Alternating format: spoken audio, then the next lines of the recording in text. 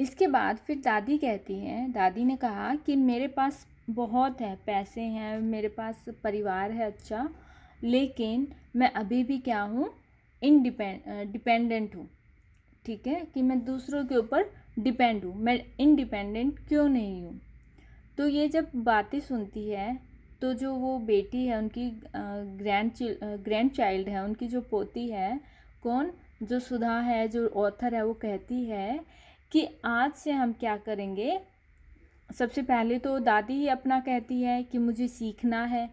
I have decided I want to learn the Kannada alphabet from tomorrow onwards, कि मुझे Kannada alphabet सीखनी है और मैं कल से ही सीखना शुरू करूँगी और मैं वर्क हार्ड, बहुत मेहनत करूँगी। और सरस्वती पूजा, जो दशहरा एज द डेडलाइन, और जो दादी माँ है उन्होंने डेडलाइन भी दी है कि जो सरस्वती पूजा है उस दिन तक वो अपना कंटिन्यू करेंगी। And I should be able to read a novel on my own, और तब तक वो क्या हो जाएंगी, खुद से ही अपना नॉवल पढ़ पाएंगी। I want to be independent, कि मैं क्या बनना चाहती हूँ, मैं आत्मनिर्भर, कि मैं खुद के ऊपर डिपेंड रहना चाहती हूँ, किसी और के ऊपर नहीं। I saw the determination of her face. तो इसके बाद जो वो ऑथर है, राइटर है, वो कहती है कि मैंने अपनी दादी माँ की आंखों में क्या देखा, कि उनका कितना स्ट्रॉन्ग डिटर्मिनेशन है, कितना दृढ़ निश्चय है वो, है ना, कि उनको 62 की एज में भी वो कितनी स्ट्रॉन्गली बोल रही है कि मुझे पढ़ना लिखना सीखना है। भले ही उनकी आंखों में क्या है, उनके जो बाल हैं ग्रे हो चुके हैं, ग्रे मीन्स वाइट हेयर हो चुके हैं, रिंकल हैं फेस पे, स्पेक्टिकल्स, चश्मे पहनती हैं, बावजूद इनके उन्होंने क्या कहा कि I have to learn Kannada alphabet.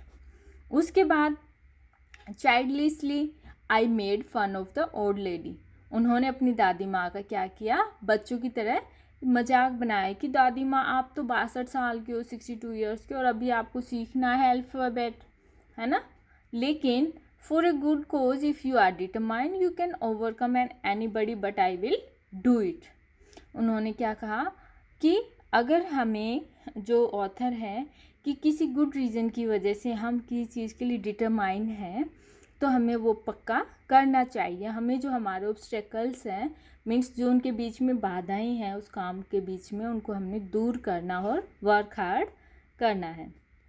तो नेक्स्ट डे से ऑथर ने क्लासेस शुरू कर दी, ट्यूशन लेना शुरू कर दिया, रिपीट राइट रिसाइट, है ना, सब चीज़ें उन्होंने शुरू कर दी, राइटिंग भी बोल बोल कर सिखाना भी। तो ऐसा करके तो वो जो ऑथर है वो ग्रैंड मदर की क्या बन गई, टीचर हो गई। और टीचर, और उनका जो फर्स्ट स्टूडेंट है राइटर का, वो कौन बनी, दादी माँ।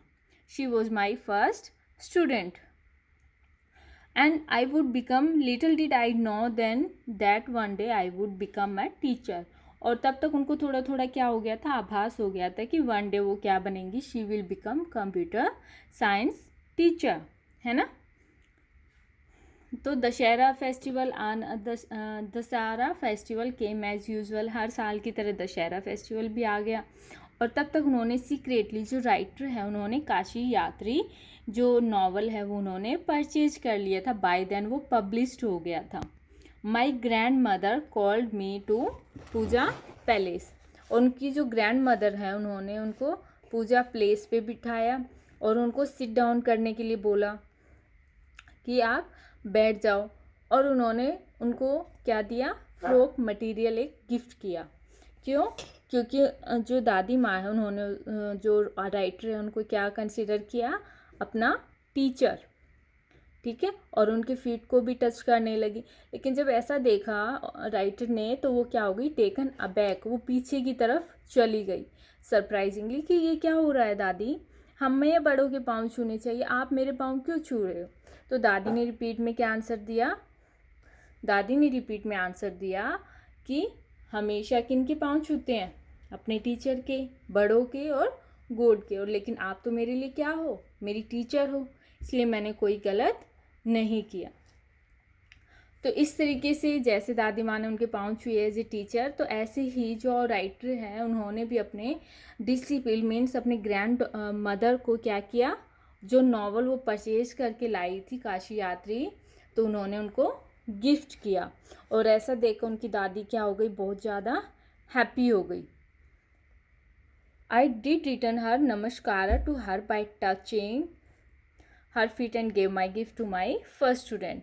और उन्होंने भी उनको नमस्कार करते हुए उनके पाँव को दोबारा से मीन्स पहले दादी माँ ने उनके छुए, अब वो दादी माँ के पाँव छूते हुए उनको गिफ्ट कर रही हैं एज ए फर्स्ट स्टूडेंट। कौन सी बुक?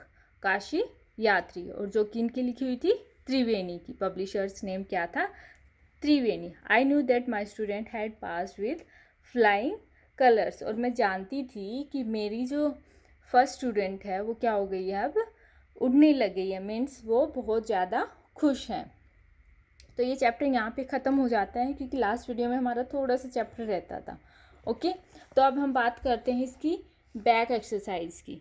ठीक है, ये ट्रू फॉल्स है बेटा। ट्रू फॉल्स देखो first, the grand mother wanted to learn the Kannada alphabet to gain independence. True और फॉल्स? ट्रू, क्योंकि ग्रैंड मदर क्यों सीखना चाहती थी कन्नड़ अल्फ़ाबेट को? इंडिपेंडेंस बनने के लिए, कि वो किसी के ऊपर डिपेंडेंट ना रहे। Grand mother ask someone in the village to read Kashi Yatri. क्या ग्रैंड मदर ने किसी से विलेज में कहा कि मुझे काशी यात्री पढ़ के सुनाओ? नहीं, तो ये क्या रहा? फॉल्स। जो नेक्स्ट है, narrator was the grand mother first teacher and taught her how to read Kannada. Yes, जो नरेटर है वो फर्स्ट क्या थी? टीचर थी, किनकी? दादी की। ओके,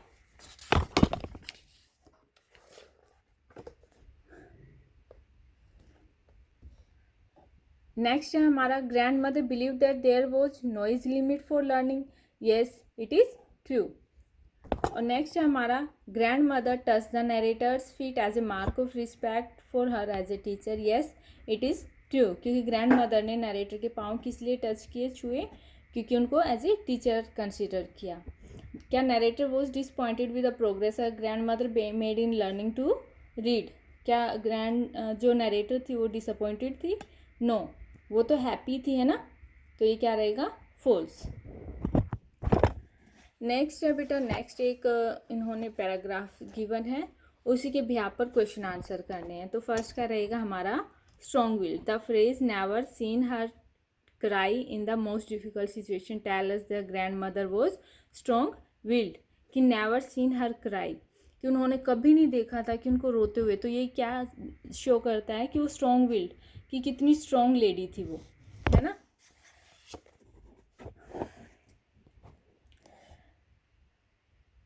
नेक्स्ट जो है, grand mother did not reply when the narrator asked if she was all right because she might have been too, क्या रहेगा? इमोशनली या टायर्ड।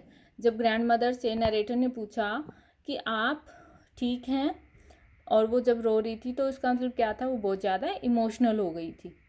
ठीक है, नेक्स्ट आपने आइडेंटिफाई करना है।